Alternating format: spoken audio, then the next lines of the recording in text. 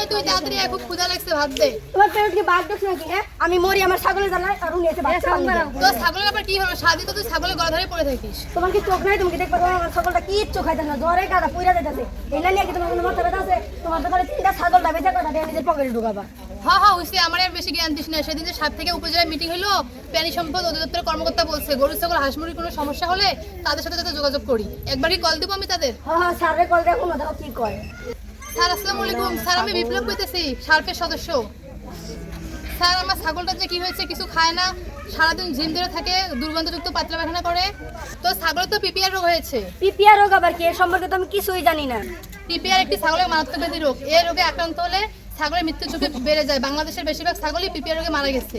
তাই আপনারা সবাই সাবধান হবেন। ছাগলকে 4 থেকে 6 মাসের মধ্যে টিকা দিবেন। এছাড়াও উঁচু স্থানে রাখবেন। আর কখনো সমস্যা হলে প্রাণী সম্পদ অধিদপ্তরের কর্মকর্তাদের সাথে যোগাযোগ করবেন। আমরা সার্প থেকে এসেছি। আমি সার্পের সিএনএসপি পদে আছি। আমার নাম মোসাম্মদ রোজিনা আক্তার। আমি অতি দরিদ্র মানুষের কিছু অধিকার নিয়ে আলোচনা করব, আপনারা সবাই মনোযোগ সহকারে শুনবেন। আজকে আমরা কমিউনিটি মোবিলাইজেশন কম্পোনেন্ট এর বিভিন্ন সুযোগ সুবিধা নিয়ে আলোচনা করব। বাংলাদেশ সরকার 145 প্রকার সামাজিক সুরক্ষা কর্মসূচি চালায়। এর মধ্যে রয়েছে বয়স্ক ভাতা, বিধবা ভাতা, মাতৃত্বকালীন ভাতা, ভিজিএফ সহ আরও অনেক কিছু। কি সবাই বুঝছেন তো? বয়স্ক ভাতা পেতে গেলে কিছু শর্ত ও নিয়মাবলী আছে, আপনাদেরকে বলবো, আপনারা সবাই মনোযোগ সহকারে শুনবেন। পুরুষদের ক্ষেত্রে সর্বনিম্ন 65 বছর এবং মহিলাদের ক্ষেত্রে সর্বনিম্ন 62 বছর হতে হবে। মাসিক গড়ায় অনূর্ধ্ব 10,000 টাকার নিচে হতে হবে। চাষি আপনার তো 61 বছর 13 দিন, এখনো বয়স্ক ভাতা পাওয়ার সময় হয়নি, আপনি আগামী বছরে আবেদন করতে পারবেন। আমি আপনাদের সামনে হচ্ছে প্রতিবন্ধী ভাতা নিয়ে আলোচনা করব। প্রথমত আপনাদের সংশ্লিষ্ট এলাকার স্থানীয় বাসিন্দা হতে হবে। প্রতিবন্ধী সুবর্ণ নাগরিক সনদপত্র থাকতে হবে। মাথাপিছু বার্ষিক আয় 36,000-এর নিচে হতে হবে। আবেদনকারীকে অবশ্যই দুস্থ ও প্রতিবন্ধী হতে হবে। প্রয়োজনীয় কাগজপত্র সহ সরকার ঘোষিত নির্ধারিত সময়ে ইউনিয়ন ডিজিটাল সেন্টারে গিয়ে আপনাদের আবেদন করতে হবে।